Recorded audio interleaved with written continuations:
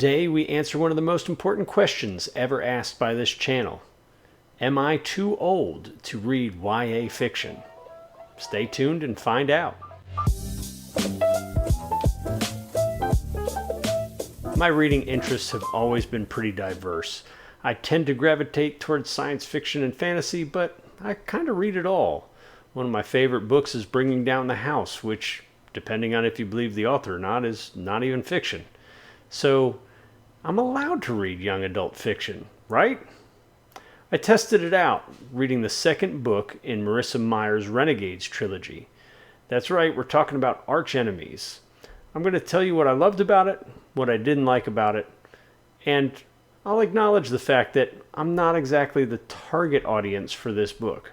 So let's look at some of the positives. In this superhero story, Marissa Meyer has done a pretty good job of creating some unique and compelling characters. Nova is a villain who is pretending to be a superhero, and she has taken a shine to Adrian, who is a superhero pretending to be a different superhero, but he's also kind of a vigilante. And they have a little bit of a will they, won't they relationship throughout the book. Additionally, we see some side characters like Max, who is a young superhero who can absorb powers, and some of the problems that he runs into as a result of his powers. We have other side characters like Ruby and Oscar, who are another will they, won't they couple, but they also offer a lot of good comedic timing to the story. Overall, the characters all feel unique, they all have different goals, but they all face their own struggles along the way, and they are pretty compelling. Additionally, I really like the way that a lot of the decisions these characters face, they're in these gray spaces, right? We get to see both sides of why the villains feel like they are justified in their pursuit of dethroning the superhero council. We also get to see why the superheroes behave the way they do. And so there's not really a clear-cut answer for what's right or wrong in this book. And I, for one, really like books that are like that. I think it becomes formulaic if we just stick to a definite good and a definite bad. Not that that's always a problem, but I prefer these situations where we have some gray in the decisions. I found myself several times in this book saying, oh my gosh, what would I do if I was in this situation? And to be honest, I don't see that very often in YA fiction. So I also don't read a lot of YA. That's maybe part of it. But when I do, I don't see this level of decision making. So I found that really, really enjoyable.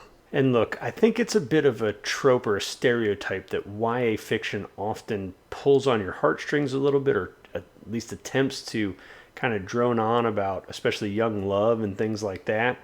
But I have to say there's some really good tender moments in this book that aren't just romantically tender. They're really, really compelling relationship tender on platonic levels, on familial levels, and also, on romantic levels. And I do think this is Marissa Meyer at her best in those situations. She does a great job of drawing these really compelling, tender moments, and I really, really did enjoy that. But these tender moments also lead me to one of my complaints about this book.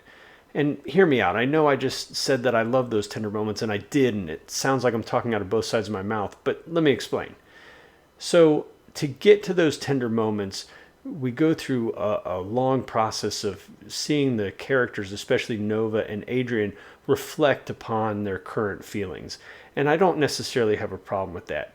But I think this book suffers a little bit from that second book syndrome where we're really not making much progress.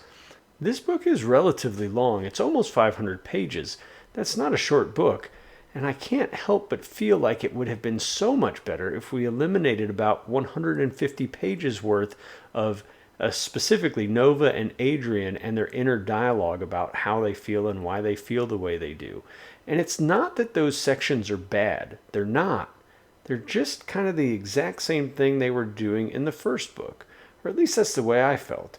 Nova is still stuck in this place where she doesn't know exactly where her allegiances lay, and Adrian still experiencing these strong feelings for Nova, and we're just kind of rehashing that for almost the entire book. So I really feel like this book suffers from that second book syndrome where it's probably setting up for a great third book, and The truth is, I'm kind of excited to read that third book, but I felt like this was a lot of nothing. Now, there's an exception to that. The last 100 pages of this book I thought were fantastic. They were kind of high octane.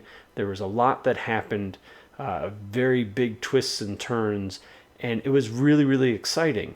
I just wish I didn't have to suffer through chunks of that first 350 pages to get to that last 100. I know, I get it. I'm a lot older than the target market for this book, and so I'm keeping that in mind as I go through and I do my review here. I have to acknowledge that Marissa Meyer is really trying to hit a target audience, and I think she crushes it. I think this is a book that is really, really appealing to young teens, and maybe even particular young teen girls.